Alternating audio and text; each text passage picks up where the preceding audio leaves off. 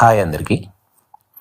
ఈరోజు మనం AP junior inter English దానికి సంబంధించినటువంటి ఒక ఆసక్తికరమైనటువంటి కథ గురించి మాట్లాడుకోబోతున్నాం. ఈ కథ పేరు ఏ సౌండ్ ఆఫ్ థండర్. దీన్ని రాసిన వారు రే బ్రాడ్బరీ. ఈ కథ ఒక సైన్ బోర్డ్ దగ్గర నుంచి ప్రారంభమవుతుంది. ప్రతి లైన్ తెలుగులో ఎక్స్ప్లెనేషన్ ఇక్కడ ఇవ్వడం జరిగింది. ఇంగ్లీష్లో సబ్ టైటిల్స్ ఉంటాయి. ఇక కథలోకి వెళ్దాం. లైన్స్ పైన ఇక్కడ స్క్రీన్ మీద ఇవ్వడం జరుగుతుంది. ఎక్స్ప్లెనేషన్ మీకు ఫాలో అవుతుంది. ఇక్కడ చూడండి ఈ పారాగ్రాఫ్. ఆ సైన్ బోర్డ్ ఒక గోడ మీద ఉంది. ఆ సైన్ చూస్తే అది నీటి పొర కింద కలుతున్నట్టు కనిపిస్తుంది. అంటే సైన్ కొద్దిగా క్వేవర్ అంటే వణుకుతున్నట్టుగా కనిపిస్తుంది. లైట్ ఎఫెక్ట్ వల్ల అలా అనిపిస్తుంది అన్నమాట. ఇప్పుడు ఎకెల్స్ అనే వ్యక్తి ఆ సైన్ బోర్డ్ని చూస్తున్నాడు. అతను తన కనురెప్పల్ని బ్లింక్ చేస్తూ దాని వైపు చూశాడు. ఆ సైన్ బోర్డ్ చాలా ప్రకాశవంతంగా అంటే మండుతున్నట్టుగా కనిపించింది. సైన్ చాలా స్పష్టంగా మరియు బ్రైట్గా కనిపిస్తుంది. ఒకేసారి మండుతున్నటువంటి దాన్ని చూసినప్పుడు మనకు ఒక మూమెంటరీ డార్క్నెస్ వస్తుంది కదా, అలాగనమాట. అతనికి కూడా అలాగే అనిపించింది. ఇప్పుడు ఆ సైన్ మీద ఏం రాసి ఉందో చూద్దాం. Time safari Inc. Safaris to any year in the past. We take you there. You name the animal. You shoot it. ఈ సఫారీ ఇంక్ అనేది ఒక కంపెనీ పేరు. ఈ కంపెనీ ఏం చేస్తుందంటే గత కాలంలోని ఏ సంవత్సరానికైనా సఫారీలు అంటే ప్రయాణాలు ఏర్పాటు చేస్తుంది. వాడు ఏమంటారంటే మేము మిమ్మల్ని అక్కడికి తీసుకెళ్తాం. అంటే వాళ్ళు ప్రయాణికులను టైం ట్రావెల్ ద్వారా గతంలోకి తీసుకెళ్తారు. ఈ సఫారీ అంటే ఒక టైం ట్రావెల్ ప్రయాణాలు చేయించేటువంటి ఒక కంపెనీ అన్నమాట. మీరు బాలకృష్ణ సినిమా ఆదిత్య 369 చూశారు కదా, అలాగే ప్రయాణికులు వారికి ఇష్టమైనటువంటి జంతువును ఎంచుకోవచ్చు. అంటే ప్రయాణికులు ఏ జంతువును వేటాడాలనుకుంటున్నారో ముందే చెప్పాలన్నమాట. అలా ఎంచుకున్నటువంటి జంతువును వారు షూట్ చేయవచ్చు, అంటే వేటాడవచ్చు. సో ఈ సైన్ ఒక అద్భుతమైన టైం ట్రావెల్ కంపెనీ గురించి చెబుతోంది. ఇది ప్రయాణికులను గతంలోకి తీసుకువెళ్ళి వారు ఇష్టపడే జంతువును వేటాడే అవకాశం ఇస్తుందన్నమాట. చాలా ఎగ్జైటింగ్గా ఉంది కదా. ఈ పారాగ్రాఫ్ చూడండి. ఎకెల్స్ అనే వ్యక్తి తన దగ్గర ఉన్న బ్యాంక్ చెక్ని డెస్క్ వెనకాల కూర్చున్న వ్యక్తికి చూపిస్తున్నాడు. ఆ చెక్ విలువ $10,000, అంటే $10,000. ఇది చాలా పెద్ద అమౌంట్ కదా. ఆ చెక్ ఇస్తూ ఎకెల్స్ అడిగిన క్వశ్చన్ కూడా చాలా ఇంట్రెస్టింగ్గా ఉంది. ఈ సఫారీ నుండి నేను సేఫ్గా ప్రాణాలతో తిరిగి వస్తానని మీరు గ్యారంటీ ఇస్తారా అని అడిగాడు. ఇక్కడ మనం గమనించాల్సింది ఏంటంటే ఎకెల్స్కి ఈ టైం ట్రావెల్ సఫారీ మీద చాలా డౌట్స్ ఉన్నాయి. డబ్బు చెల్లించడానికి సిద్ధంగా ఉన్నప్పటికీ తన ప్రాణం మీద భయం మాత్రం అతన్ని పట్టుకుంది. ఈ పారాగ్రాఫ్ చూడండి. ఎకెల్స్ అడిగిన క్వశ్చన్కి డెస్క్ దగ్గర కూర్చున్న ఒక అఫీషియల్ చాలా క్లియర్గా రిప్లై ఇస్తాడు. మేము దేనికి గ్యారంటీ ఇవ్వం, కానీ మీరు వేటాడడానికి డైనోసార్స్ మాత్రం ఖచ్చితంగా ఉంటాయి అని చెప్తున్నాడు. అంటే ఈ సఫారీలో మీరు ఎలాంటి రిస్క్ తీసుకుంటారో ఆ విషయం మీ మీద మాత్రమే ఆధారపడి ఉంటుంది. ఆ తర్వాత అతను మిస్టర్ ట్రావిస్ అనే వ్యక్తిని ఇంట్రడ్యూస్ చేస్తాడు.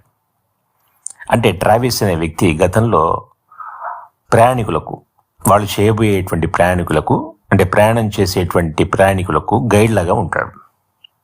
సఫారీ ఈ ప్రయాణాలలో మీరు ఏ జంతువుని షూట్ చేయాలో, ఎక్కడ షూట్ చేయాలో ఇవన్నీ కూడా ట్రావిస్ కంట్రోల్ చేస్తూ ఉంటాడు. ఇంకో విషయం చాలా స్ట్రిక్ట్గా చెప్పేస్తాడు. అదేంటంటే ట్రావిస్ ఒకవేళ షూట్ చేయకూడదు అంటే అసలు గన్ వాడకూడదు. సో ఈ సీన్లో మనకు కంపెనీ రూల్స్ క్లియర్గా అర్థమవుతున్నాయి. గైడ్ చెప్పింది ఫైనల్. దానికి విరుద్ధంగా ఎవరు కూడా ఎలాంటి పని చేయకూడదు. తర్వాత పారాగ్రాఫ్ చూడండి. ఎకెల్స్కి రూల్స్ చెప్పేటప్పుడు ఇంకొక వార్నింగ్ కూడా ఇస్తారు. ఎవరైనా గైడ్ చెప్పిన మాటలు వినకుండా తమకు ఇష్టం వచ్చినట్టుగా చేస్తే వెంటనే మరొక $10,000 ఫైన్ కట్టాలి. అంతేకాదు, తిరిగి వచ్చిన తర్వాత గవర్నమెంట్ యాక్షన్ కూడా ఫేస్ చేసే అవకాశం ఉంటుందన్నమాట. ఇక్కడ సఫారీ ఎంత స్ట్రిక్ట్గా కంట్రోల్ చేయబడుతుందో మనకు తెలుస్తుంది. కంపెనీకి ప్రయాణికులు బతకడం గ్యారంటీ కాకపోయినా రూల్స్ ఫాలో చేయడం మాత్రం కంపల్సరీ. తర్వాత పారాగ్రాఫ్ చూడండి. ఎకెల్స్ ఒక టైం మిషన్ ముందు నిలబడి ఆశ్చర్యంగా ఊపిరి తీసుకుంటూ మాట్లాడుతున్నాడు. ఆ యంత్రపు వెలుగు అతన్ని సన్నటి ముఖంపై పడుతుంది. అతను అంటాడు, నిజంగా అద్భుతం, ఇది నిజమైనటువంటి టైం మిషన్. నిన్న ఎన్నికల ఫలితం చెడుగా వచ్చి ఉంటే ఈరోజు నేను ఇక్కడే ఉండి ఈ ఫలితాల నుంచి తప్పించుకోవడానికి ప్రయత్నిస్తూ ఉండేవాడిని. దేవుడికి కృతజ్ఞతలు. అదృష్టవశాత్తు కీత్ గెలిచాడు. అతను అమెరికాకు మంచి అధ్యక్షుడు అవుతాడని చెప్పి అంటాడు. ఆ తర్వాత పారాగ్రాఫ్ చూడండి. డెస్క్ వెనకాల ఉన్న వ్యక్తి వెంటనే సమాధానమిస్తాడు. నిజమే, మనం అదృష్టవంతులమని అంటాడు. అతను ఇంకా ఏమంటాడంటే, ఒకవేళ కీత్ కాకుండా డ్యూషర్ గెలిస్తే ఒక డిక్టేటర్ పరిపాలన మనం చూసేవాళ్ళం. ఆ వ్యక్తి అంటే డ్యూషర్ ప్రతిదానికి వ్యతిరేకమైన వ్యక్తి, అంటే యాంటీ ఎవ్రీథింగ్ అన్నమాట. అతను మిలిటరిస్ట్, అంటే యుద్ధాలను మరియు ఆయుధాలకు సపోర్ట్ చేసేవాడు. అంతేకాదు, అతను యాంటీ క్రైస్ట్, అంటే క్రీస్తు వ్యతిరేకి, యాంటీ హ్యూమన్, మనుషుల వ్యతిరేకి, మరియు తెలివైన ఆలోచనలకు వ్యతిరేకి, అంటే యాంటీ ఇంటలెక్చువల్. అంటే అతను మంచి విషయాలను ఇష్టపడడు, ప్రజల స్వేచ్ఛను, ఆలోచనలను చాలా నీచంగా చూస్తాడు.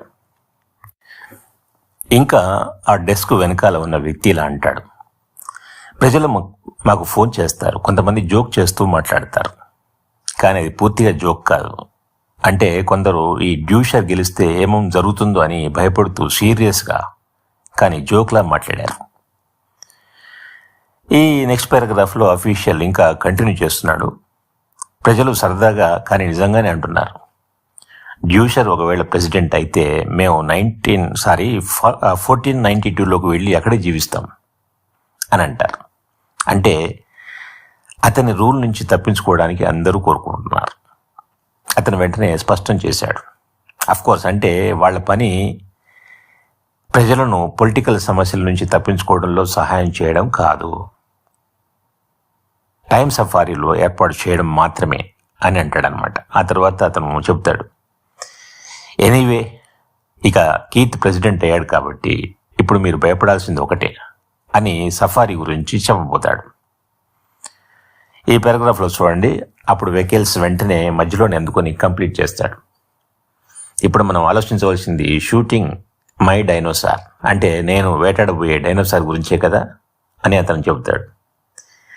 ఈ టైరనోసారస్ రెక్స్ ఇదొక లిజర్డ్ అనమాట, tyrant lizard, most incredible monster in history. అంటే ప్రపంచ చరిత్రలోనే అత్యంత భయంకరమైన రాక్షసు లాంటి జంతువు అది. టైరనోసారస్ రెక్స్ని వేటాడబోతున్నానని అతనికి తెలుసు. అఫీషియల్ ఒక రిలీజ్ ఫామ్ ఇస్తూ చెబుతాడు, ఈ ఫామ్పై సంతకం చేయండి, మీకు ఏం జరిగినా మేము బాధ్యత వహించం.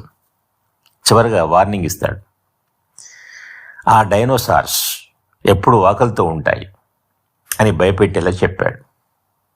ఆ తర్వాత ఎకెల్స్ ఈ పారాగ్రాఫ్లో చూడండి, అతని ముఖం కోపంతో ఎర్రబడుతుంది. వెంటనే అంటాడు, ట్రయింగ్ టు స్కేర్ మీ, అంటే నన్ను భయపెట్టడానికి ప్రయత్నం చేస్తున్నావా అని. అప్పుడు అఫీషియల్ నిజాయితీగా రిప్లై ఇస్తాడు, అవును, నిజంగానే. ఎందుకంటే వాళ్ళు మొదటి షాట్ విన్న వెంటనే ప్యానిక్ అయ్యే వాళ్ళను సఫారీకి తీసుకెళ్ళదలుచుకోలేదు. అందుకే అతను చెబుతాడు, గత సంవత్సరం 6 గైడ్స్ చనిపోయారు, ఇంకా 12 మంది హంటర్స్ కూడా ప్రాణాలు కోల్పోయారు. తర్వాత అతను చెప్పిన మాటలు చాలా స్ట్రాంగ్గా ఉంటాయి, మేము ఇక్కడ ఒక నిజమైన హంటర్ కోరుకునే అత్యంత గొప్ప థ్రిల్ ఇవ్వడానికి ఉన్నాం అని. ఆ తర్వాత పారాగ్రాఫ్లో అఫీషియల్ ఇలా చెబుతున్నాడు, మేము మిమ్మల్ని 60 మిలియన్ సంవత్సరాల క్రితానికి తీసుకెళ్తున్నాం. అంటే మొత్తం హిస్టరీలోనే అతిపెద్ద వేటాడే యానిమల్ని హంట్ చేసే అవకాశం మీకు ఇస్తున్నాం అని చెబుతాడు. దాని అర్థం ఏంటంటే మీ బ్యాంక్ చెక్ ఇంకా మీ చేతుల్లోనే ఉంది. టైం ట్రావెల్ చేయడానికి మీకు ఒకవేళ భయంగా ఉంటే ఆ చెక్ని చించి వేయవచ్చు అని దీని అర్థం. ఇది రిమైండర్ అన్నమాట. అంటే వేటలోకి వెళ్ళే నిర్ణయం ఫైనలైజ్ చేసుకోమని చెప్పి అతను చెబుతున్నాడు. ఎకేల్స్ తన చెక్ వైపు చూశాడు, బ్యాంక్ చెక్ వైపు. అతని వేళ్ళు తడబడతాయి. అంటే లోపల థ్రిల్ ఉంది, కానీ దాంతోపాటు భయం కూడా ఉంది. ఆ తర్వాత చూడండి పారాగ్రాఫ్. డెస్క్ వెనకాల ఉన్న వ్యక్తి చివరగా ఎకెల్స్కి గుడ్ లక్ చెప్తాడు. ఇక నుంచి మీ విషయాలన్నీ ట్రావిస్కి అప్పగించబడతాయి అని. అందరూ నిశ్శబ్దంగా గది అంతా తిరిగి ఆ తర్వాత బయటికి వస్తూ తమ గనుసు తీసుకుని మషిన్ వైపు వెళ్తారు. వాళ్ళు ఒక మెరిసే వెండి లోహంతో తయారైన టైం మిషన్ దగ్గరికి వెళ్తారు. అక్కడ రోరింగ్ లైట్ అంటే గర్జిస్తున్నట్టు శబ్దం చేస్తూ వెలుగులు విరజమ్ముతున్న మషిన్ వాళ్ళ కోసం రెడీగా ఉంది. నెక్స్ట్ పారాగ్రాఫ్లో చూడండి. ప్రయాణం మొదలవుతుంది. మొదట డే, తర్వాత నైట్, మళ్ళీ డే, మళ్ళీ నైట్, అలా డే నైట్ వేగంగా మారిపోతున్నాయి. అది క్రమంగా ఒక వీక్, ఒక మంత్, ఒక ఇయర్, ఒక డికేడ్గా మారిపోతుంది. సంవత్సరాలు వెనక్కి వెళ్ళిపోతూ ఉన్నాయి. AD 2555, 2019, 1999, 1957 ఇలా ఒక్క క్షణంలో గిరగిరా తిరిగిపోతున్నాయి. ఇదంతా జరుగుతుండగా మషిన్ గర్జిస్తూ అంటే రోరింగ్ చేస్తూ ఉరుముల్లా శబ్దం చేస్తూ వాళ్ళని కాలంలోకి వెనక్కి తీసుకెళ్తోంది. ఈ పారాగ్రాఫ్ చూడండి. వాళ్ళు తమ ఆక్సిజన్ హెల్మెట్స్ ధరించారు. ఇంటర్కామ్స్ సరిగా పనిచేస్తున్నాయో లేదో పరీక్షించుకున్నారు. ఎకెల్స్ మాత్రం తన సాఫ్ట్గా ఉన్న సీట్ మీద కూర్చున్నాడు. కానీ అతని ముఖం తెల్లగా పాలిపోయింది. అతని దవడలు గట్టిగా బిగుసుకుపోయి ఉన్నాయి. అతని చేతులు వణుకుతున్నాయి అని అతనికి అనిపించింది. తన చేతుల వైపు చూసుకున్నాడు. అతని చేతులు కొత్త రైఫిల్ని బలంగా పట్టుకున్నట్టుగా కనిపించాయి. అంటే ప్రయాణం మొదలు కాకముందే ఎకెల్స్ లోపల భయం, టెన్షన్ మొదలైపోయాయి. ఇక నెక్స్ట్ పారాగ్రాఫ్ చూడండి. మషీన్లో ఎకెల్స్తో పాటు ఇంకా 4 ఉన్నారు. ట్రావిస్, ఇతను సఫారీ లీడర్, తర్వాత అతని అసిస్టెంట్ లెస్పెరాన్స్ మరియు 2 హంటర్స్ ఉన్నారు, బిల్లింగ్స్ మరియు క్రేమర్, వారిద్దరి పేర్లు. అందరూ ఒకరినొకరు నిశ్శబ్దంగా చూస్తూ కూర్చున్నారు. వాళ్ళ చుట్టూ సంవత్సరాలు మెరుపుల్లా వేగంగా వెళ్ళిపోతున్నాయి. ద ఇయర్స్ బ్లేజ్డ్ అరౌండ్ దెమ్ అంటే అదే మీనింగ్. ఆ తర్వాత పారాగ్రాఫ్ చూడండి. ఎకెల్స్ అడుగుతాడు, ఈ గన్స్తో నిజంగా ఒక డైనోసార్ని పడగొట్టగలమా అని. అప్పుడు ట్రావిస్ తన హెల్మెట్ రేడియో ద్వారా సమాధానమిస్తాడు, పడగొట్టగలం, కానీ సరైన చోట షూట్ చేయగలిగితేనే అని. ఆ తర్వాత వివరంగా చెప్తాడు, కొన్ని డైనోసార్స్కి 2 బ్రెయిన్స్ ఉంటాయి. ఒకటి హెడ్లో ఉంటుంది, ఇంకోటి స్పైనల్ కాలం కింది భాగంలో ఉంటుంది. అంటే అవి అంత భారీగా ఉంటాయి కాబట్టి బాడీని కంట్రోల్ చేయడానికి ఒక బ్రెయిన్ సరిపోదు. ఆ తర్వాత పారాగ్రాఫ్ చూడండి. ట్రావిస్ ఇలా చెబుతాడు, అలాంటి డబల్ బ్రెయిన్ డైనోసార్స్ దగ్గరికి మనం వెళ్ళం. అది అదృష్టాన్ని ఎక్కువగా పరీక్షించుకోవడం అవుతుంది అని. ఆ తర్వాత ఇన్స్ట్రక్షన్స్ ఇస్తాడు. ముందుగా కళ్ళలో 2 షాట్స్ వేయాలి, వాటిని బ్లైండ్ చేయాలి. ఆ తర్వాత బ్రెయిన్లోకి షూట్ చేసి ఫినిష్ చేసేయాలి. ఇదంతా జరుగుతుండగా టైం మెషిన్ గర్జిస్తూ వెనక్కి వెళ్తూ ఉంది. అంటే ఒక సినిమా రివర్స్లో పరిగెడుతున్నట్టుగా గత కాలంలోకి వెళ్తూ ఉంది. సూర్యులు పారిపోతున్నట్టు, లక్షల చంద్రులు కూడా వెనక్కి వెళ్ళిపోతున్నట్టుగా కనిపిస్తాయి. ఇంతలో ఎకెల్స్ తాను ఒక మాట అంటాడు, థింక్. అంటే తనను తాను మెంటల్గా ప్రిపేర్ చేసుకోవాలని ప్రయత్నం చేస్తూ ఉన్నాడు. ఆ తర్వాత పారాగ్రాఫ్ చూడండి. మషీన్ క్రమంగా స్లో అయి చివరికి ఆగిపోతుంది. ఆకాశంలో సూర్యుడు కూడా ఒక చోటే నిలిచినట్టు కనిపిస్తాడు. మషీన్ని చుట్టుముట్టిన ఫాగ్ మెల్లగా తొలగిపోతుంది. వాళ్ళు ఇప్పుడు ఒక old time, a very old time indeed, అంటే చాలా పాత కాలంలోకి వెళ్ళిపోయారు. అక్కడ ముగ్గురు హంటర్స్, ఇద్దరు సఫారీ హెడ్స్ వాళ్ళ బ్లూ మెటల్ గన్స్ను మోకాల మీద పెట్టుకొని కొత్త ప్రపంచాన్ని ఎదుర్కోవడానికి సిద్ధంగా కూర్చున్నారు. ఆ తర్వాత పారాగ్రాఫ్లో చూడండి, ట్రావిస్ చెబుతున్నాడు, Christ is not Born yet, అంటే ఇప్పుడు మనం వచ్చిన కాలంలో ఇంకా క్రీస్తు జన్మించలేదు. తర్వాత చెబుతాడు, the pyramids are still in the earth waiting to be cut out and put up, అంటే ఈజిప్ట్లోని పిరమిడ్స్ కూడా ఇంకా నిర్మించబడలేదు. అంటే అంతటి పాతకాలంలోకి వీళ్ళు వెళ్ళిపోయారని మనకు తెలుస్తుందన్నమాట. అతను రిమైండ్ చేస్తాడు, Alexander, Caesar, Napoleon, Hitler, none of them exist, అంటే ఇంకా వాళ్ళంతా పుట్ల.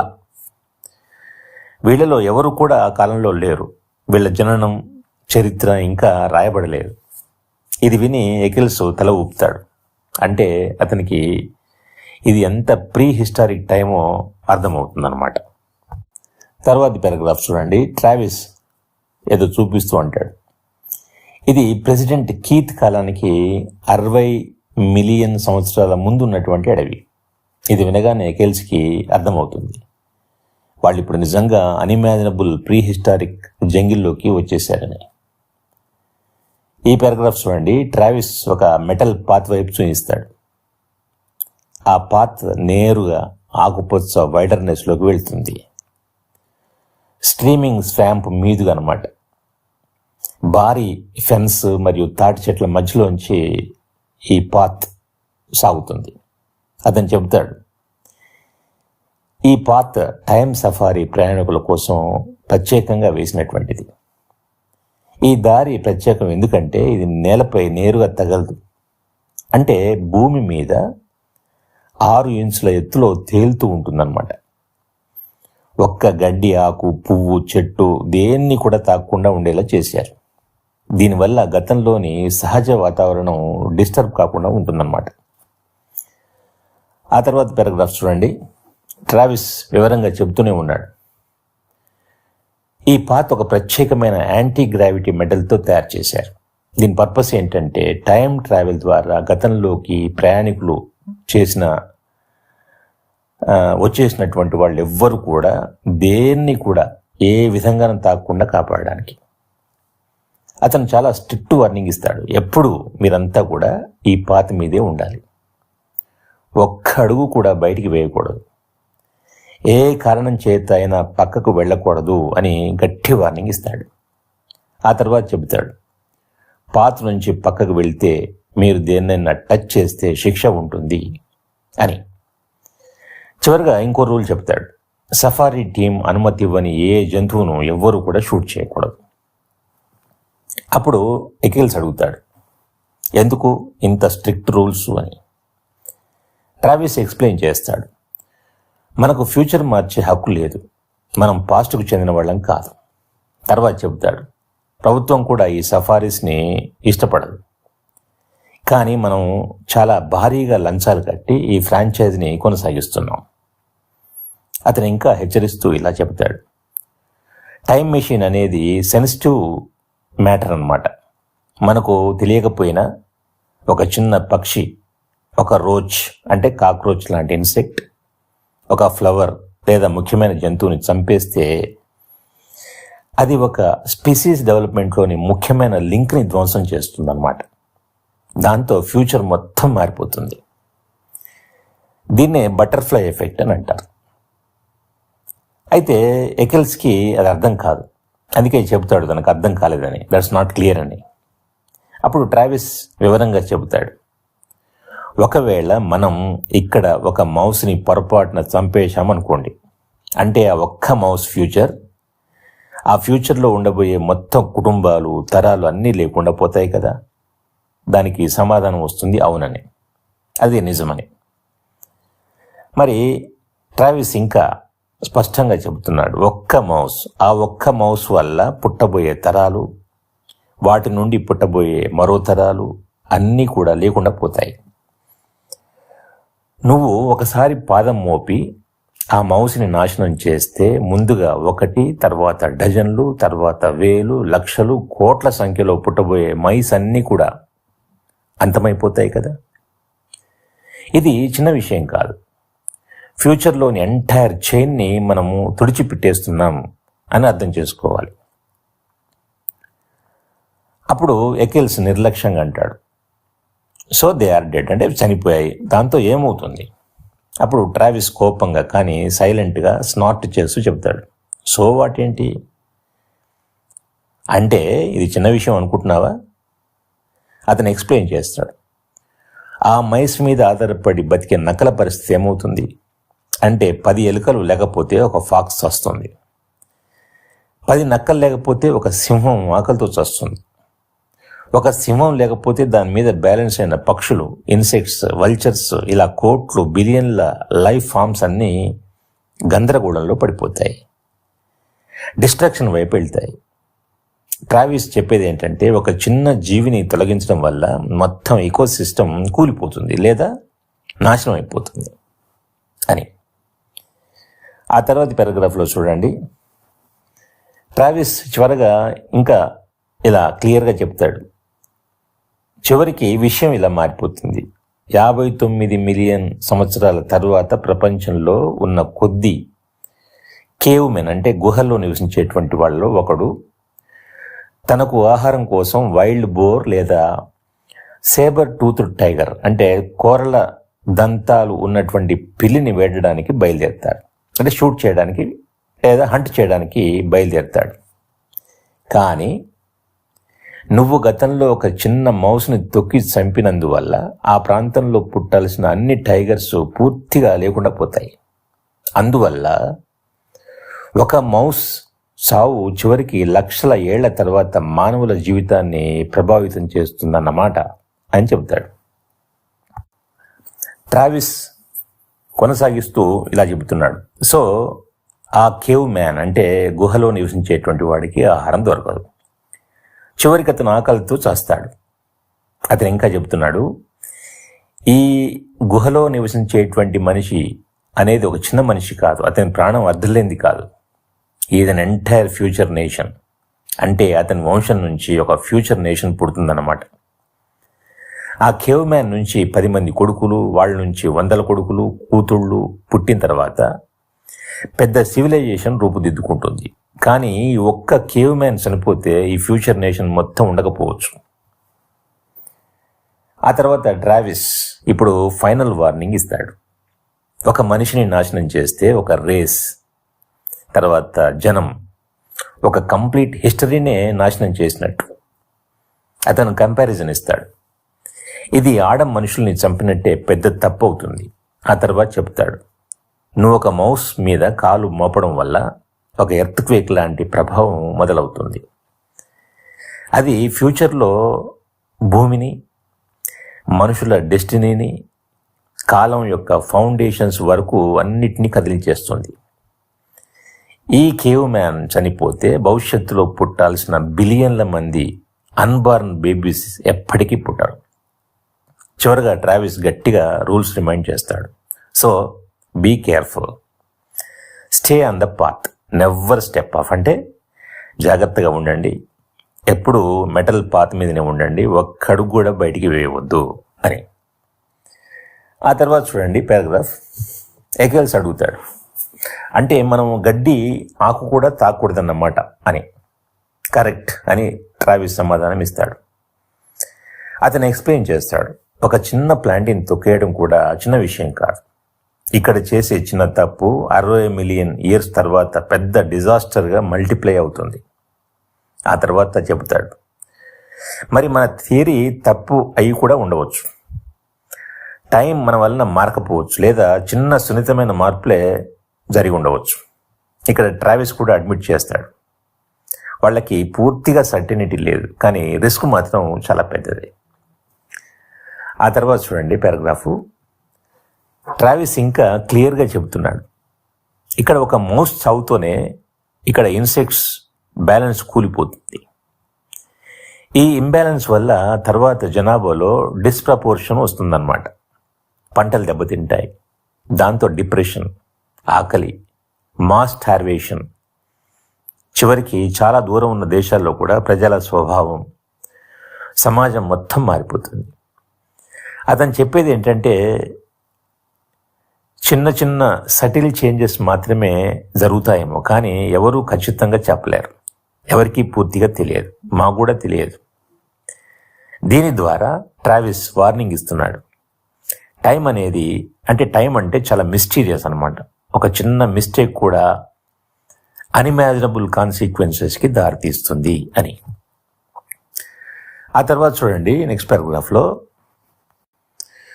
ట్రావిస్ చెబుతున్నాడు, ఇప్పుడు మనమంతా కేవలం గెసెస్ మాత్రమే చేస్తున్నాం.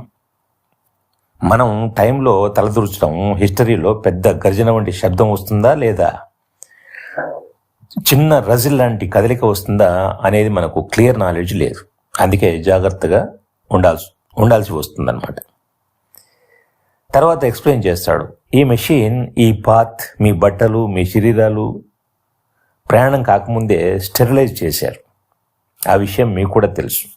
చివరిగా చెబుతాడు, మనం ఈ ఆక్సిజన్ హెల్మెట్స్ ఎందుకు ధరించామంటే మన బ్యాక్టీరియా ఈ ఏన్షియంట్ అట్మాస్ఫియర్లోకి చేరకుండా ఉండడానికి. ఇది మొత్తం చూస్తే వారి ప్రతి స్టెప్ కూడా ఫ్యూచర్కి అపాయం కలగకుండా సైంటిఫిక్గా కంట్రోల్ చేయబడుతుంది అన్నమాట. ఆ తర్వాత నెక్స్ట్ పారాగ్రాఫ్, ఎకెల్స్ అడుగుతాడు, మనకు ఏ జంతువును షూట్ చేయాలో ఎలా తెలుస్తుంది అని. ట్రావిస్ సమాధానం ఇస్తాడు, they are marked with red paint, అంటే ఆ జంతువులపై రెడ్ పెయింట్తో గుర్తు పెట్టి ఉంచాం. తర్వాత ఎక్స్ప్లెయిన్ చేస్తాడు, ఈరోజు మన ప్రయాణానికి ముందు లెస్పరాన్స్ అతనితో మెషిన్లో ఈ కాలానికి పంపించేశాం. అంటే అతను ఆ పర్టికులర్ టైంకి వచ్చేసి కొన్ని యానిమల్స్ని ట్రాక్ చేసి వాటిని గుర్తించాడు. దీనివల్ల హంటర్స్కి స్పష్టంగా తెలుస్తుంది ఏ జంతువుని వేటాడాలో, ఏ జంతువుని టచ్ చేయకుండా వదిలేయాలో ముందే ఇది చేయడం జరిగిందనమాట. అప్పుడు ఎకెల్స్ అడుగుతాడు, అంటే వాటిని స్టడీ చేస్తున్నామా, ఆల్రెడీ చేసేసారా? ఎస్ అని లెస్పరెన్స్ చెప్తాడు. తర్వాత అతను వివరంగా ఇలా అంటాడు, నేను ఈ జంతువుల జీవితం అంతా ట్రాక్ చేస్తాను. అందులో ఎక్కువ కాలం జీవించే జంతువులు చాలా తక్కువ. అవి ఎన్నిసార్లు మేట్ అవుతాయో కూడా నోట్ చేస్తాను. అది కూడా ఎక్కువగా కాదు, వాటి జీవితం చాలా చిన్నది. చనిపోయే ఎగ్జాక్ట్ గంట, నిమిషం, సెకండ్ కూడా నోట్ చేస్తాం. అంటే టైం సఫారీ వాళ్ళు వేట ఆడమని చెప్పి అనుమతించే జంతువులు ఎలాగైనా సరే చనిపోవలసినవి మాత్రమే. ఆ తర్వాత పారాగ్రాఫ్ చూడండి. లెస్పరెన్స్ చెబుతున్నాడు, నేను పెయింట్ బాంబ్తో ఆ జంతువులను షూట్ చేస్తాను. దాంతో దాని శరీరంపై రెడ్ ప్యాచ్ పడుతుంది. దాన్ని మిస్ అవ్వడం అసాధ్యం. అంటే ఆ మాన్స్టర్ ఎలాగైనా చనిపోవడానికి 2 నిమిషాల ముందు మనం దాన్ని ఎదుర్కొంటాం. అంటే ఇలా చేస్తే మనం ఎలాగైనా చనిపోబోయే జంతువులనే వేటాడతాం. చూసారా ఎంత జాగ్రత్తగా ప్లాన్ చేస్తున్నామో అని వివరిస్తాడు. అప్పుడు ట్రావిస్ గట్టిగా అంటాడు, లేవండి, అందరూ లేచి రెడీ అవ్వమని చెప్తాడు. వాళ్ళు మెషిన్ని వదిలి బయటికి వెళ్ళడానికి సిద్ధమవుతారు. ఆ తర్వాత చూడండి, ఆ అడవి చాలా ఎత్తుగా ఉంది, చాలా వెడల్పుగా ఉంది. మొత్తం ప్రపంచమే ఒక జంగిల్లాగా కనిపిస్తుంది. ఎక్కడ చూసినా ఆ అడవి అంతం కాని విధంగా విస్తరించి ఉంది. ఆకాశం మొత్తం వింత శబ్దాలతో నిండి ఉంది. ఒక రకంగా సంగీతం లాంటి సౌండ్, ఒక రకంగా టెంట్స్ ఎగురుతున్నట్టు అనిపించే శబ్దం కూడా ఉంది. అవి అసలు ఏంటంటే టెరోడాక్టిలస్, అంటే భారీ ప్రీ హిస్టారిక్ బర్డ్స్ అనమాట. పెద్ద పెద్ద గ్రే వింగ్స్తో ఆకాశంలో ఎగురుతూ ఉన్నాయి. అవి ఒక రకంగా పెద్ద గుడ్లగుబల్లాగా కనిపిస్తున్నాయి. వింతగా, భయంకరంగా, ఒక నైట్ ఫీవర్ లాంటి అట్మాస్ఫియర్ క్రియేట్ చేస్తున్నాయి. అప్పుడు చూడండి ఈ పారాగ్రాఫ్లో ఎకిల్స్ ఆ సన్నని పాతి మీద బ్యాలెన్స్ అవుతూ తన రైఫిల్ని సరదాగా ఎయిమ్ చేస్తాడు. ట్రావిస్ వెంటనే గట్టిగా అరుస్తాడు. అది అలా ఏం చేయడం ఆపి, సరదాగా అయినా సరే ఏం చేయవద్దు, నీ గన్ పొరపాటున ఫైర్ అయితే ఏమవుతుందో తెలుసా అని వార్నింగ్ ఇస్తాడు. ఎకిల్స్ ముఖం ఎర్రబడుతుంది. వెంటనే అతను అడుగుతాడు, మనం షూట్ చేయవలసిన టైరనోసారస్ ఎక్కడుంది అని. ఆ తర్వాత చూడండి, లెస్ప్రాన్స్ తన రిస్ట్ వాచ్ చూసి చెబుతాడు, ఇంకా 1/2 నిమిషం. 1 నిమిషం లోపే ఆ జంతువు కనపడుతుంది. అతను ఇన్స్ట్రక్షన్స్ ఇస్తాడు. రెడ్ పెయింట్ ఎక్కడుందో చూడండి, ఆ గుర్తు కోసం చూడండి. మేం చెప్పే వరకు షూట్ చేయవద్దు. మెటల్ పార్ట్ మీదే ఉండమని 2 సార్లు హెచ్చరిస్తాడు. వాళ్ళు జాగ్రత్తగా ఉదయం పూట వీచేటువంటి గాలిలో ముందుకు కదులుతారు. ఇక తర్వాత పారాగ్రాఫ్, ఎకెల్స్ నెమ్మదిగా అంటాడు, స్ట్రేంజ్ అంటే అతనికి చాలా వింతగా కనిపిస్తోంది. 60 మిలియన్ సంవత్సరాల తర్వాత ఉన్న ప్రజెంట్లో ఎలక్షన్ పూర్తయింది. కీత్ ప్రెసిడెంట్ అయ్యాడు, అందరూ సెలబ్రేషన్స్ చేస్తున్నారు అంటే, కానీ మనం ఇప్పుడు గతంలో లక్షల ఏళ్ల కింద ఉన్నాం. అక్కడ వాళ్ళు వాళ్ళ సెలబ్రేషన్స్తో బిజీగా ఉంటారు. వాళ్ళ ప్రాబ్లమ్స్ ఇవన్నీ ఏమీ తెలియదు, ఎవరికి తెలియదు. అంటే మనం ఎన్నో నెలలు, లైఫ్ టైం అంతా టెన్షన్ పడినటువంటి విషయాలు ఈ కాలంలో ఇంకా పుట్టకపోగా ఎవరికి మైండ్లో కూడా లేవు. అప్పుడే ట్రావిస్ ఒక్కసారిగా ఆహ్ అని అంటాడు. అందరూ ఒకేసారి ఆగిపోతారు. చూడండి తర్వాత పారాగ్రాఫ్లో ట్రావిస్ తన చేయెత్తి మెల్లిగా అంటాడు, ముందు ఆ పొగమంచులో చూడండి, అక్కడ ఉంది రాయల్ మెజెస్టీ అంటే టైరనోసారస్. ఇప్పుడు మన ముందుకు వస్తుంది. ఆ అడవి అంతా చెరపింగ్, రజ్లింగ్, మర్మరింగ్, సయింగ్ సౌండ్స్తో నిండి ఉంది. కానీ ఒక్కసారిగా అన్ని శబ్దాలు ఆగిపోయాయి. అది ఎలాగంటే ఎవరో ఒకరు తలుపు ఒక్కసారిగా బిగించి మూసివేసినట్టు. అంటే ప్రకృతి మొత్తం తన శ్వాస తీసుకోవడం ఆపేసి ఒక పెద్ద ప్రాణి కోసం, ఆ ప్రాణి రాక కోసం ఎదురు చూస్తున్నట్టు అనిపించింది. ఆ తర్వాత పారాగ్రాఫ్ చూడండి, సైలెన్స్. అడవిలో ఒక్కసారిగా పూర్తిగా నిశ్శబ్దం, ఏ సౌండ్ ఆఫ్ థండర్. ఆ తర్వాత గర్జన లాంటి, పిడుగు లాంటి శబ్దం, భీకరమైన శబ్దం వినిపించింది. మంచు పొగలో, ఆ పొగలో నుంచి 100 గజాల దూరంలో టైరనోసారస్ రెక్స్ బయటికి వచ్చింది. ఎకెల్స్ భయంతో మెల్లగా అంటాడు, మాటలు రావడం లేదు, అది అది అని పలుకుతూ ఉన్నాడు. ట్రావిస్ వెంటనే అతన్ని కామ్ చేస్తూ ష్ అని అంటాడు, అంటే శబ్దం చేయకుండా ఉండమని. ఆ టైరనోసారస్ రెక్స్ తన కాళ్ళతో ముందుకు వస్తోంది నడుచుకుంటూ.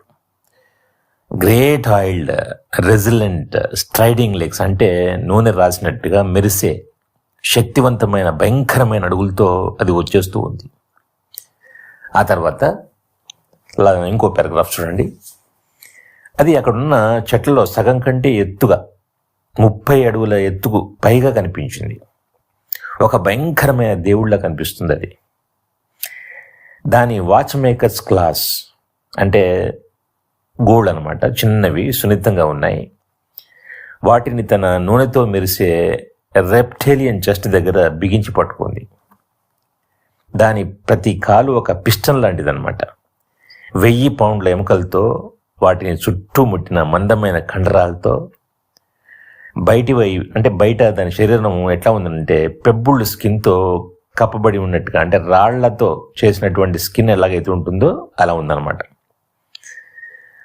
ఆ స్కిన్ ఒక భయంకరమైన వారియర్ ధరించే ఆర్మర్ అంటే కవచం లాగా మెరుస్తూ ఉంది. ఇక నెక్స్ట్ పారాగ్రాఫ్ చూడండి, దాని ప్రతి తొడ 1 టన్ను బరువుతో ఉన్నట్టుగా ఉందన్నమాట. పైన ఉన్న మ్యాసివ్ చెస్ట్ ఒక బ్రీతింగ్ కేజ్ లాగా ఉబ్బుతూ కనిపిస్తుంది. అక్కడ నుండి 2 చిన్న సున్నితమైన చేతులు ముందుకు వేలాడుతూ ఉన్నాయి. ఆ చేతులతో ఒక మనిషిని పిల్లల బొమ్మలా ఎత్తుకొని ఆడుకోవచ్చు అనిపించేంత శక్తి కలవిగా కనిపిస్తున్నాయి అన్నమాట. దాని మెడ ఎలా ఉందో తెలుసా? పాములాగా ఉంది. దాని మెడను మెల్లగా ఉంచుకుంటూ చుట్టుకుంటూ కదులుతోందన్నమాట. ఆ తర్వాత పారాగ్రాఫ్ చూడండి. దాని తల ఒక స్కల్ప్చర్డ్ స్టోన్ లాగా టన్ను బరువు ఉన్నట్టుగా ఉందన్నమాట. కానీ అది ఆకాశం వైపు చాలా ఈజీగా తలను లేపుతుంది. దాని నోరు పెద్దగా తెరుచుకుంది. లోపల ఎలా ఉన్నాయో తెలుసా? పళ్ళు. లోపల కత్తుల్లాంటి పళ్ళు కనిపిస్తాయి. అవి పదునైన కత్తుల్లా మెరుస్తున్నాయి. దాని కళ్ళు ఒక పెద్ద ఆస్ట్రిచ్ ఎగ్స్ లాగా తిరుగుతున్నాయి. వాటిలో ఎక్స్ప్రెషన్స్ ఏవీ లేవు, కేవలం ఆకలి మాత్రమే ఉంది. ఆ తర్వాత పారాగ్రాఫ్. అది తన మౌత్ని ఒక డెత్ గ్రిన్ లాగా మూసుకుంది. తర్వాత పరిగెత్తడం మొదలెట్టింది. దాని పెల్విక్ బోన్స్ అంటే అబ్డామన్ దిగువన ఉన్న బోన్స్, వాటితో చెట్లని ఆ తర్వాత బుషెస్ అన్నిటినీ కూడా విరగొడుతూ వస్తుందన్నమాట. దాని టాలోన్డ్ ఫీట్ అంటే పొడవాటి గోళ్లతో ఉన్న కాళ్లతో తడి నేలను గీకుతూ నడుస్తోంది. ఎక్కడ అడుగుపెట్టినా సుమారు 6 అంగుళాల వరకు గుంతలు పడుతూ ఉన్నాయి. ఎకెల్స్ భయంతో తడబడి అంటాడు, ఎంత పెద్దదిగా ఉంది ఇది! ఇది చూస్తుంటే చంద్రుని కూడా అందుకొని పట్టేయగలదని చెప్పి అంటాడు. ట్రావిస్ కోపంగా జర్క్ చేస్తూ అంటాడు, నిశ్శబ్దంగా ఉండమని అంటాడు. అది ఇంకా మనల్ని గమనించలేదు అని. ఆ తర్వాత పారాగ్రాఫ్ చూడండి. ఎకెల్స్ నిశ్శబ్దంగా మాట్లాడతాడు. ఆ విధంగా చెబుతాడు ఏంటంటే, లేదు, దీన్ని మనం చంపలేం. ఎలాంటి వాదనకి చోటు లేకుండా తన వర్డిక్ట్, తన జడ్జిమెంట్ ఇచ్చేస్తాడు. అతని చేతిలో రైఫిల్ ఇప్పుడు ఒక చిన్నపిల్లలు ఆడుకునే గన్లా కనిపిస్తుంది. అతను చెబుతున్నాడు, ఇక్కడికి వచ్చిన మనం మూర్ఖులం, దీన్ని చంపడం అసాధ్యం అని చెబుతాడు. ట్రావిస్ కోపంగా శబ్దం చేయకుండా హిస్సింగ్ చేస్తూ షటప్ అని అంటాడు. ఎకెల్స్ మాత్రం ఒక్క మాటతో తన భయాన్ని బయటపెడతాడు. ఇది నైట్ మేర్, అంటే ఇది ఒక పీడకల్లాగా ఉందని చెప్పి అంటాడు. ఆ తర్వాత పారాగ్రాఫ్ చూడండి. వెనక్కి తిరిగి నిశ్శబ్దంగా మెషిన్ దగ్గరికి వెళ్ళిపో అని ట్రావిస్ ఆజ్ఞాపిస్తాడు, ఆర్డర్ ఇస్తాడనమాట. నీ ఫీలో సగం మేము తిరిగి ఇచ్చేస్తాం. అప్పుడు ఎకెల్స్ భయంతో అంటాడు, ఇది ఇంత పెద్దగా ఉంటుందని నేను ఊహించలేదు. నేను తప్పుగా అంచనా వేశాను, అంతే. ఇప్పుడు నేను ఇక్కడి నుంచి వెళ్ళిపోవాలి అంటాడు. అయితే ఒకసారి ఎవరో అరుస్తారు, అది మనల్ని గమనించింది, అంటే ఆ జంతువు వీరిని చూసిందనమాట. ఎవరో అరుస్తారు, దాని చెస్ట్ మీద రెడ్ పెయింట్ ఉంది అని. ఆ టైరెంట్ లిజార్డ్ తన తలను పైకెత్తుకుంది. దాని ఆర్మర్డ్ ఫ్లెష్ 1000 గ్రీన్ కాయిన్స్ లాగా మెరిచిపోతుంది. ఆ కాయిన్స్ అన్ని స్లైమ్, అంటే ఒక రకమైన గ్లూతో కప్పబడి ఉన్నాయి. ఆ స్లైమ్ నుంచి ఆవిరి బయటికి వస్తూ ఉంది. అందులో చిన్న చిన్న ఇన్సెక్ట్స్ కదులుతున్నాయి. దాంతో ఆ మాన్స్టర్ కదలకపోయినా దాని మొత్తం బాడీ ట్విచ్ అవుతున్నట్టుగా కనిపించింది. అది ఒక పెద్దగా ఊపిరి పీల్చి వదిలింది. వెంటనే రా ఫ్లెష్ స్టింక్, అంటే పచ్చి మాంస వాసన మొత్తం అడవిలో వ్యాపించింది అనమాట. తర్వాత పారాగ్రాఫ్ చూడండి. ఎకిల్స్ భయంతో అంటాడు, నన్ను ఇక్కడి నుంచి తీసుకెళ్ళండి అని. అతను వణుకుతూ చెప్తాడు, అంటే ఇంతవరకు ఎప్పుడూ ఇలాంటిది జరగలేదు. నేను ఎప్పుడూ సేఫ్గా బతికి తిరిగి వస్తానని నమ్మేవాడిని. అంటే ఇంతకుముందు ఎప్పుడూ నాకు మంచి గైడ్స్ ఉండేవాళ్ళు, మంచి సఫారీస్, తర్వాత ఫుల్ సేఫ్టీ ఉండేది. కానీ ఈసారి ఇతను ఒప్పుకుంటాడు, అంటే ఈసారి నేను పూర్తిగా తప్పుగా అంచనా వేశాను, ఇది నా అంచనాలకు మించి ఉంది అని అంటాడు. అని పరిగెడుతూ ఉంటాడు. ఆ తర్వాత చూడండి, పరిగెట్టొద్దు, డోంట్ రన్ అని లెస్ప్రాన్స్ అంటాడు. వెనక్కి తిరిగి మీరు వెళ్ళిపోయి మెషిన్లో దాక్కోండి అని గట్టిగా అరుస్తాడు. ఎకెల్స్కి మాత్రం శరీరం రెస్పాండ్ కావట్లేదు. తన పాదాల వైపు చూసి వాటిని కదపాలని ప్రయత్నం చేస్తాడు, కానీ విపరీతమైన భయం వల్ల నడవలేకపోయాడు. అతను పూర్తిగా హెల్ప్లెస్గా ఉండిపోతాడు. అప్పుడే ఎవరు అరుస్తారు, ఎకెల్స్ అని. అతను కళ్ళను బ్లింక్ చేస్తూ కొన్ని అడుగులు వేస్తాడు, కానీ వెంటనే మరొక వార్నింగ్ వినిపిస్తుంది. అటువైపు కాదు, అటువైపు వెళ్ళొద్దు అంటే ఎకెల్స్ తను వెళ్లాల్సినటువంటి మార్గంలో కాకుండా వేరే దిశగా వెళ్ళడం మొదలెడతాడు. అదే అతను చేసిన తప్పు. అంటే అతను మెటల్ పాత్ నుంచి పక్కకు వెళ్ళాడని మనం అర్థం చేసుకోవచ్చు. ఇంకా తర్వాత చూడండి, మాన్స్టర్ ఎకెల్స్ కదలికను గమనించగానే భయంకరంగా గర్జిస్తూ ముందుకు దూకింది. 6 క్షణాల్లో 100 గజాలు ముందుకు దూసుకొచ్చింది. అందరూ రైఫిల్స్ తీసుకొని ఒకేసారి ఫైర్ చేశారు. అప్పుడు ఆ బీస్ట్ నోటి నుంచి వచ్చిన గాలి తుఫాన్లా వారిని చుట్టుకుంది. దాంట్లో స్లైమ్ వాసన, ఓల్డ్ బ్లడ్ స్టింక్తో కలిపిన దుర్వాసన ఉందన్నమాట. ఆ మాన్స్టర్ గర్జించింది. దాని దంతాలు సన్లైట్లో మెరిసిపోతూ టెర్రబుల్గా కనిపిస్తున్నాయి. ఆ తర్వాత చూడండి, రైఫిల్స్ మళ్ళీ గట్టిగా ఫైర్ అయ్యాయి. కానీ రైఫిల్స్ శబ్దం మొత్తం మాన్స్టర్ యొక్క అరుపులతో కలిసిపోయింది. ఆ రెప్టైల్ యొక్క పొడవాటి తోక పైకి లేచి చుట్టుపక్కల ఉన్న కొమ్మల్ని చెల్లా చెదురుగా చేయడం మొదలెట్టింది. ఒక్కసారిగా చెట్లు ఎక్స్ప్లోడ్ అవుతున్నాయి. ఆకులు, కొమ్మలు మబ్బుల్లా చెల్లా చెదురైపోతున్నాయి. మాన్స్టర్ తన మెరిసిపోతున్నటువంటి చేతులను ముందుకు చాచింది మనుషులను పట్టుకోవడానికి, వారిని ముక్కలు ముక్కలుగా చేయడానికి, బెర్రీస్ లాగా నలిపివేయడానికి, తన పళ్ళ మధ్యకు దూర్చి ఆ గర్జించే త్రోట్లోకి నెట్టివేయడానికి కిందికి తీసుకొచ్చింది. దాని పెద్ద రాళ్ళ లాంటి కళ్ళు మనుషుల మీద పడ్డాయి. దాని కళ్ళలో వారందరూ తమను తాము అద్దంలో చూసుకుంటున్నట్టుగా చూస్తున్నారు.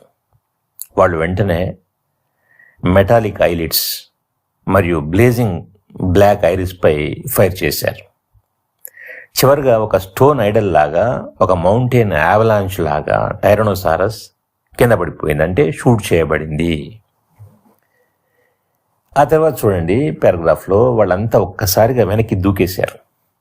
అదే సమయంలో ఆ బాడీ నేలపై పడిపోయింది.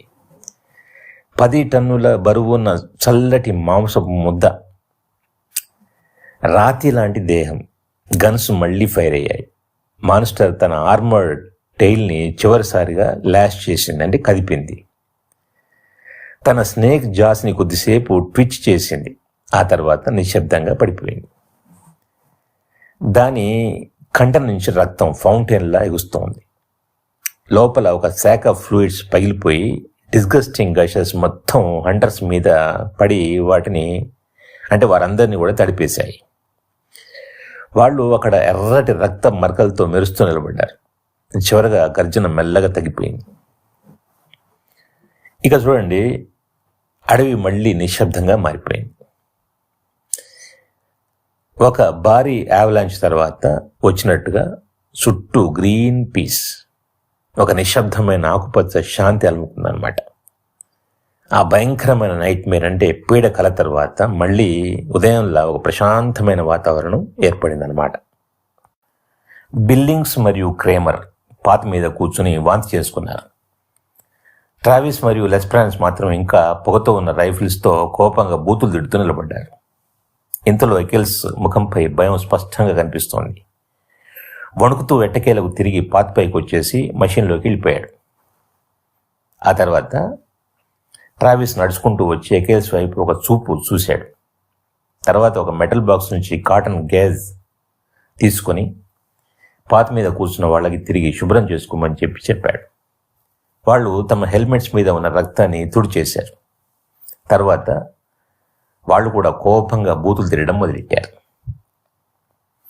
ఇక్కడ నెక్స్ట్ పారాగ్రాఫ్లో మాన్స్టర్ ఇప్పుడు ఒక కొండల, ఒక పెద్ద గుట్టల, మాంసపు ముద్దల నేలపై పడి ఉంది. దాని లోపల ఇంకా కొన్ని కదలికలు, శబ్దాలు వస్తూనే ఉన్నాయి. అది లోపలున్న ఆర్గాన్స్ ఒకటొక్కటి మాల్ ఫంక్షన్ అవుతున్నాయి. లిక్విడ్స్ చివరిసారిగా ఒక పాకెట్ నుంచి మరో సాక్ స్ప్లీన్ వరకు ఫ్లో అవుతూ ఆ తర్వాత పూర్తిగా ఆగిపోయాయి. అది చూస్తుంటే ఒక రెక్కడ్ లోకోమోటివ్ లేదా స్టీమ్ షోవెల్ పనిచేసి ఆగిపోయిన తర్వాత లాగా ఉందన్నమాట. అన్ని వాల్వ్స్ రిలీజ్ అవుతూ లివర్స్ బిగిసిపోతున్నట్టుగా, లోపల బోన్స్ క్రాక్ అవుతూ ఉన్నాయి. ఆ శబ్దం వినిపించింది. దాని టన్ను బరువున్న మాంసంతో ఇప్పుడు ఆఫ్ బ్యాలెన్స్ అయిపోయి డెడ్ వెయిట్తో కింద పడిపోయింది. అందులో దాని డెలికేట్ ఫోర్యామ్స్ కింద చిక్కుని చివరిగా ఒక్కసారిగా విరిగిపోయాయి. ఇక్కడ చూడండి, అది ఏది, ఆ జంతువు అలా పడిపోయిన తర్వాత ఆ భారీ మాంసపు ముద్ద నేలపై సెటిల్ అయిపోయింది. ఇంకా కొన్ని కదలికలు వినిపిస్తున్నాయి. ఇంతలో మరొక క్రాకింగ్ సౌండ్ వినిపించింది. ఈ జంతువు పైన ఉన్నటువంటి ఒక పెద్ద ట్రీ బ్రాంచ్ బరువుతో సరిగ్గా అదే టైంలో విరిగి పడిపోయిందనమాట. అది గట్టిగా క్రాష్ అయిపోయి ఈ డెడ్ బీస్ట్ మీద పడిపోయింది. దీంతో టైరనోసారస్ కథ పూర్తయిపోయినట్టు. చూడండి, తర్వాత లెస్పరాన్స్ తన వాచ్ చూసి చెబుతాడు, చూడండి సరైన సమయానికి మనము దాన్ని వేటాడాం, ఇది జరిగిపోయింది. అతను వివరంగా చెబుతాడు, ఈ జంతువు అసలు చనిపోవాల్సిన సమయం ఇదే. ఈ భారీ ట్రీ దాని మీద పడాలి, అది సావాలి. అతను హంటర్స్ వైపు చూసి అడుగుతాడు, మీకు ట్రోఫీ పిక్చర్ కావాలా అని. హంటర్స్ ఆశ్చర్యంగా స్పందిస్తారు, ఏంటి అని. లెస్పరాన్స్ వివరంగా చెబుతాడు, మన ఫ్యూచర్లోకి ట్రోఫీ తీసుకెళ్ళలేం. ఈ జంతువు అసలు చనిపోవాల్సిన చోటు ఇక్కడే ఆ బాడీ ఉండాలి. ఇక్కడ ఇన్సెక్ట్స్, బర్డ్స్, బ్యాక్టీరియా దాన్ని తినేసేయాలి. అది నేచర్లో జరగాల్సిన విధంగానే జరగాలి. అంటే ఏ మార్పు లేకుండా, తర్వాత న్యాచురల్ సైకిల్ని డిస్టర్బ్ చేయకుండా బాడీని అలాగే వదిలేసేయాలి అంటాడు. ఆ తర్వాత చూడండి, లెస్పరాన్స్ చెబుతాడు, అన్నీ బ్యాలెన్స్లో ఉండాలి, బాడీ ఇక్కడే ఉండాలి, కానీ మీరు దాని దగ్గర నిలబడి ఉన్న ఫోటో మాత్రం తీసుకోవచ్చు. తర్వాత వాళ్ళు మెటల్ పాత్ మీదుగా ముందుకు నడుస్తారు. చివరిగా అలసడితో వాళ్ళు మెషిన్ కుషన్లో కూర్చున్నారు. ఆ తర్వాత చూడండి, ఎకెల్స్ అక్కడ వణుకుతూ కూర్చున్నాడు అనమాట. చివరికి నిశ్శబ్దంగా అన్నాడు, ఐఎమ్ సారీ అని. ట్రావిస్ గట్టిగా అరుస్తాడు, గడప్. అతనికి చాలా కోపంగా ఉంది. ఎకెల్స్ లేస్తాడు. ట్రావిస్ తన రైఫిల్ని చూపిస్తూ ఆజ్ఞాపిస్తాడు, నువ్వు ఒంటరిగా ఈ పాత నుంచి వెళ్ళిపో, ఇక నిన్ను మెషిన్లోకి తిరిగి ఎక్కించమని, అక్కడే వదిలిస్తున్నామని. అంటే ఇతనిలో కోపం ఉందన్నమాట. అప్పుడు లెస్పరాన్స్ ట్రావిస్ యొక్క చేపట్టుకొని ఆపేస్తాడు, వెయిట్ అని చెబుతాడు. ఆ తర్వాత చూడండి, ట్రావిస్ కోపంతో లెస్పరాన్స్ చేయి వదిలేసి అరుస్తాడు, దాని నుంచి దూరంగా ఉండమని, అంటే ఈ మ్యాటర్ నుంచి దూరంగా ఉండమని. అతను గట్టిగా అంటాడు, ఈ ఫూల్ మనల్ని ఆల్మోస్ట్ చంపేశాడు. కానీ అంతకంటే పెద్ద సమస్య ఏంటంటే అతని షూస్ చూడండి, అతను మెటల్ పాత నుంచి బయటకు వెళ్ళిపోయాడు. దాంతో మనం పూర్తిగా నాశనం అయిపోయాం. మన ఇన్సూరెన్స్ మొత్తం పోతుంది, $1000 నష్టపోతాం. ఎందుకంటే మనం ఇప్పుడు ఒక గ్యారంటీ ఇస్తాం ఎప్పుడు కూడా. ఏంటా గ్యారంటీ?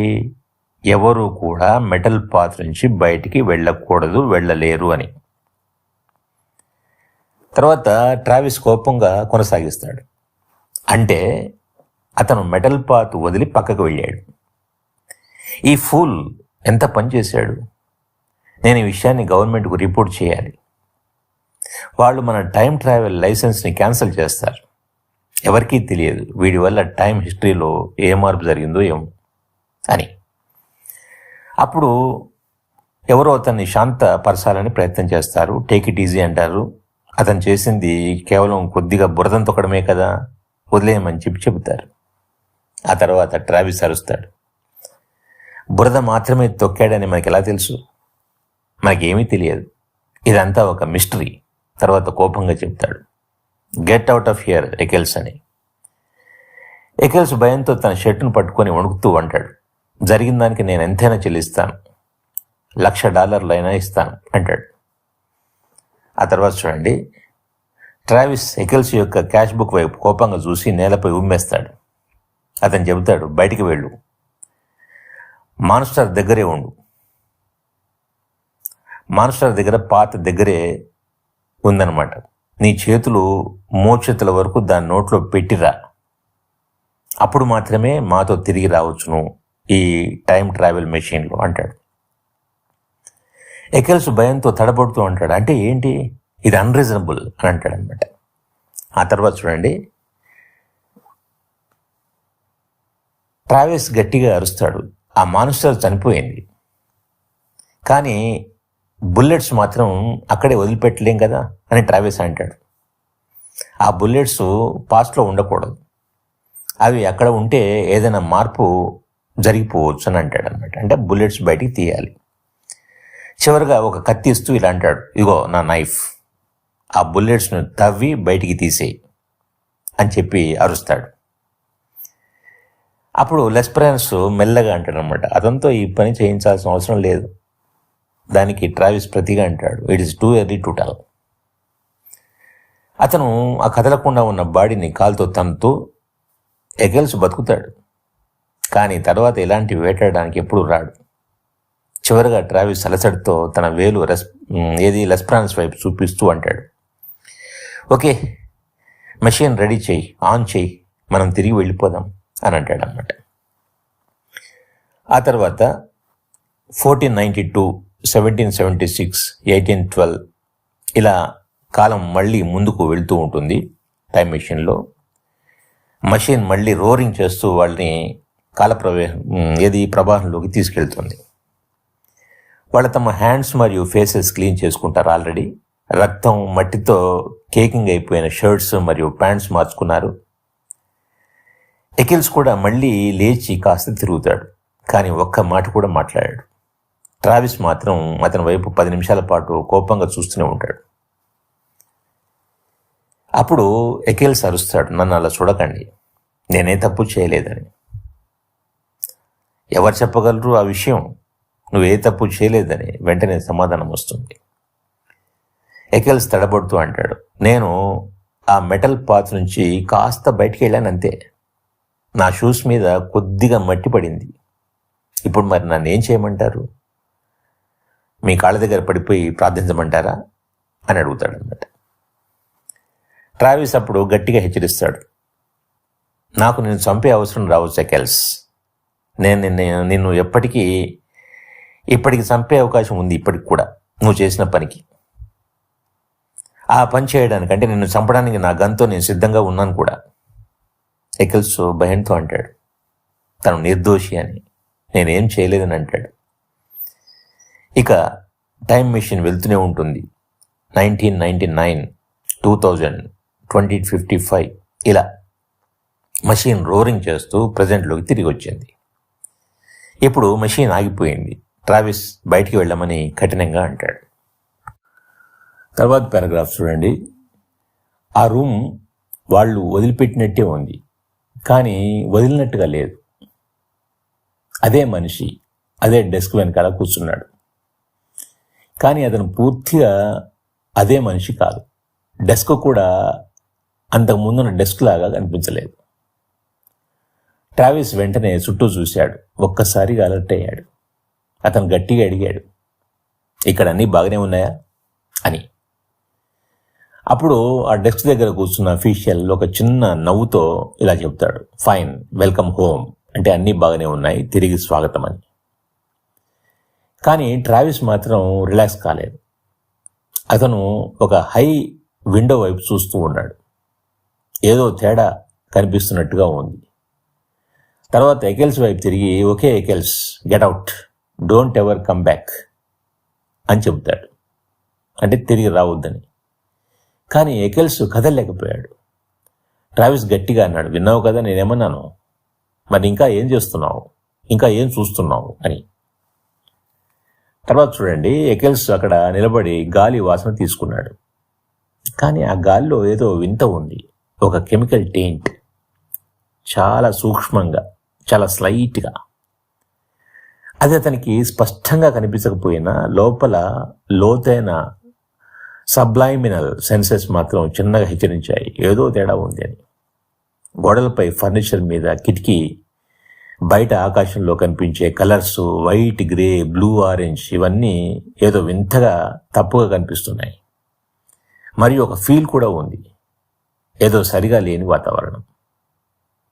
ఆ తర్వాత చూడండి, ఎకిల్స్ శరీరం వింతగా ట్విచ్ అవుతూ ఉంది. అతని చేతులు కూడా వణుకుతున్నాయి. అతను అక్కడే నిలబడి తన శరీరంలోని పోర్స్, అంటే శ్వేత రంధ్రాల ద్వారా ఆ వింత ఆర్డినెస్ని తాగుతున్నట్టుగా అనిపించింది. అదో రకంగా ఇలా ఉంది. ఎక్కడో ఎవరు కేకలు వేస్తున్నట్టుగా, ఒకరు కుక్కలు మాత్రమే వినగలిగే విజిల్ మోగిస్తున్నట్టుగా అనిపించింది. ఎకెల్స్ శరీరం మాత్రం దానికి ప్రతిస్పందనగా స్క్రీమ్డ్ సైలెన్స్ చేసింది. బయటికి శబ్దం రాకపోయినా లోపల భయంకరమైన అరుపు వినిపిస్తున్నట్టుగా ఉందన్నమాట. ఆ తర్వాత చూడండి, ఈ రూమ్ అవతల, ఆ గోడ అవతల, ఆ డెస్క్ వెనకాల కూర్చున్న కానీ అసలు అదే మనిషి కానీ ఆ వ్యక్తి అవతల ఒక entire world of streets and people ఉన్నారు. కానీ ఆ ప్రపంచం ఇప్పుడు ఎలా ఉందో చెప్పడం కష్టం. ఎకెల్స్కి అనిపించింది ఆ గోడల అవతల జనాలు కదులుతూ ఉన్నారు, కానీ అది సాధారణ కదలిక కాదు. అది చెస్ పీసెస్లా, ఒక డ్రైవ్ ఇన్లో కొట్టుకుపోతున్న బొమ్మల్లాగా. అంటే మొత్తం ప్రపంచం ఏదో కొత్తగా వింతగా మారిపోయిందన్నమాట. ఆ తర్వాత చూడండి, కానీ ఎకెల్స్ దృష్టిని వెంటనే ఆకర్షించిన ఒకే ఒక విషయం, ఆఫీస్ వాల్, దాని మీద ఉన్న సైన్. అతను ఈరోజు మొదట ఇక్కడికి వచ్చినప్పుడు అదే సైన్ చదివాడు, కానీ ఇప్పుడు మారిపోయింది. Somehow the sign had changed. అంటే ఆ సైన్లో మాటలు సటిల్గా కానీ భయంకరంగా వేరే అర్థం వచ్చేలా మారిపోయాయి అన్నమాట. ఇక్కడ చూడండి ఆ సైన్ బోర్డ్ ఎలా ఉందో. ఇప్పుడు ఈ సైన్ మీద లెటర్స్ మొత్తం వక్రీభవించి స్పెల్లింగ్ మిస్టేక్స్తో భయంకరంగా కనిపిస్తున్నాయి. ఎకెల్స్కి ఒక్కసారిగా షాక్ అయిపోయాడు. అదే సైన్, కానీ ఇప్పుడు అన్ని తప్పులతో అసహజంగా భయంకరంగా కనిపిస్తుంది. ఇది క్లియర్గా చూపిస్తుంది హిస్టరీలో ఏదో మార్పు జరిగిపోయింది అని. ఆ తర్వాత ఎకెల్స్ ఒక్కసారిగా చైర్లో కూలిపోయాడు. అతను భయంతో బూట్స్ మీద ఉన్న మందమైన మట్టిపెడ్డను పిచ్చివాళ్ల తడుముకుంటూ తీస్తున్నాడు. చివరికి ఏ క్లాడ్ ఆఫ్ డస్ట్, అంటే చేతిలో చిన్న మట్టి ముద్దను పట్టుకున్నాడు. వణుకుతూ అరిచాడు, లేదు, కాదు, ఇది అసాధ్యం, ఇంత చిన్న విషయం వల్ల ఇలా జరగదు, ఇంపాసిబుల్ అని అంటాడు. అసలు జరిగిన విషయం ఏంటంటే, అతను గతంలో అంటే టైం ట్రావెల్ చేసినప్పుడు గతంలోకి ఈ మెటల్ పాత్ నుంచి పక్కకి వెళ్ళినప్పుడు ఆ చిన్న తప్పు ఒక జరిగిందనమాట. ఆ తప్పు ప్రపంచాన్ని మొత్తం మార్చేసింది అని అతనికి అర్థమైపోయింది. అసలు ఏం జరిగింది చూడండి, నెక్స్ట్ పారాగ్రాఫ్. ఆ బురదలో గ్రీన్, గోల్డ్, బ్లాక్ కలర్స్తో మెరుస్తూ ఒక అందమైన బటర్ఫ్లై కనిపించింది. చాలా అందంగా, కానీ చచ్చిపోయి ఉంది. ఎకెల్స్ వణుకుతూ అరిచాడు, ఇంత చిన్న విషయం వలన, అంటే ఒక్క బటర్ఫ్లై, దానివల్ల ఇంత జరిగిందా, ఎన్ని మార్పులు వచ్చాయా, ఇది ఇంపాసిబుల్ అని అంటాడు. కానీ నిజమేంటంటే అదే చిన్న బటర్ఫ్లై మీద కాలు పెట్టినందువల్లే మొత్తం హిస్టరీ మారిపోయిందనమాట. ఆ తర్వాత చూడండి, ఆ బటర్ఫ్లై నేలపై పడిపోయింది. ఒక ఎగ్జిక్విజిట్ థింగ్, చిన్నదే కానీ అమూల్యమైంది. కానీ ఆ చిన్నదే బ్యాలెన్స్ అప్సెట్ చేయగలదన్నమాట. మొదట చిన్న డొమినోస్ కూలిపోతాయి, తర్వాత పెద్దవి, చివరగా మహా గోడలంతటి జిజాంటిక్ డొమినోస్ వరుసగా పడిపోతాయి. ఇలాగే సంవత్సరాలుగా కాల ప్రవాహం అంతా కూలిపోతూ ఉంటుంది. ఎకెల్స్కి తల తిరిగిపోతుంది. అతను వణుకుతూ అంటాడు, ఒక్క బటర్ఫ్లై చనిపోవడం వల్ల ఇంత మారిపోదు కదా, అంత ఇంపార్టెన్స్ అది దాని లైఫ్, నిజంగా ఇలా జరిగిందా అని.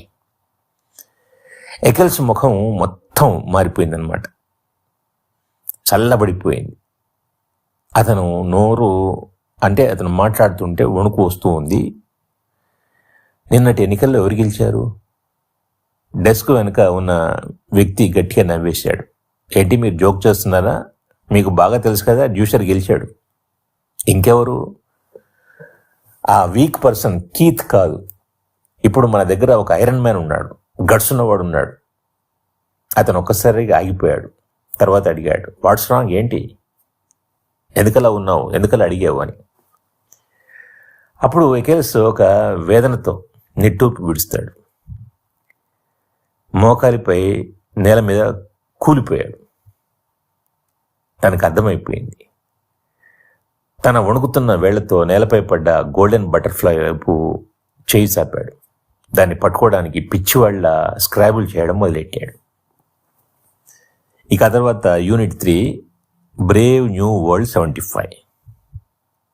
ఇక్కడ చూడండి, ఇక్కడ ఎకెల్స్ వణుకుతూ వేడుకుంటూ ఉంటాడు ప్రపంచాన్ని, తనని తాను, అఫీషియల్స్ని, మెషిన్ని చూసి ఇలా అంటూ ఉంటాడు, మనం దీన్ని తిరిగి తీసుకెళ్ళలేమా, మళ్ళీ బతికించలేమా, మళ్ళీ మొదలు పెట్టలేమా, మళ్ళీ ఇలా అంటూ ఉంటాడు కాంట్వి అని. అతని మాటల్లో భయం, పశ్చాత్తాపం, హెల్ప్లెస్నెస్ అన్నీ కలిసిపోతాయి. ఆ తర్వాత చూడండి, ఎకెల్స్ కదలలేదు, కళ్ళు మూసుకొని వణుకుతూ ఎదురు చూశాడు. అతనికి స్పష్టంగా వినిపించింది ట్రావిస్ గదిలో గట్టిగా శ్వాస తీసుకుంటున్న శబ్దం. ట్రావిస్ తన రైఫిల్ని కదిలించాడు, సేఫ్టీ క్యాచ్ని క్లిక్ చేశాడు, వెపన్ని పైకెత్తాడు. అదే క్షణంలో ఏ సౌండ్ ఆఫ్ థండర్, ఒక గర్జన, ఒక భయంకరమైన ముగింపు. చివరికి ఏ సౌండ్ ఆఫ్ థండర్ అని రాసి స్టోరీ ఆ లైన్తో ముగుస్తుందన్నమాట. దాని అర్థం స్పష్టంగా చెప్పకపోయినా మనం అర్థం చేసుకోవచ్చు. ట్రావిస్కి ఎకెల్స్ మీద చాలా కోపంగా ఉంది. ఎందుకంటే అతను మెటల్ పాత్ వదిలి బయటికి వెళ్ళి బటర్ఫ్లైని తొక్కేసి చంపేసి మొత్తం హిస్టరీని మార్చేశాడు. దాంతో కీత్ ప్రెసిడెంట్ కాకుండా డిక్టేటర్ డ్యూషర్ గెలిచాడు. ట్రావిస్ తన రైఫిల్ సేఫ్టీ క్యాచ్ తీసేసి ఎకెల్స్ వైపు ఎయిమ్ చేసి ఉండవచ్చు. చివరి line there was a sound of thunder అనేది ట్రావిస్ గన్ షాట్కి సంకేతం కావచ్చు. అంటే ఎకెల్స్ తన చిన్న మిస్టేక్ వల్ల ప్రపంచాన్ని మార్చేశాడు. దాని ఫలితంగా ట్రావిస్ అతన్ని అక్కడే షూట్ చేసి ఉండవచ్చు. స్టోరీ ఒక వార్నింగ్ లాగా ముగుస్తుందన్నమాట. అంటే ఒక చిన్న పని కూడా హిస్టరీని పూర్తిగా మార్చివేస్తుందని ఈ స్టోరీ యొక్క meaning. Thank you for watching.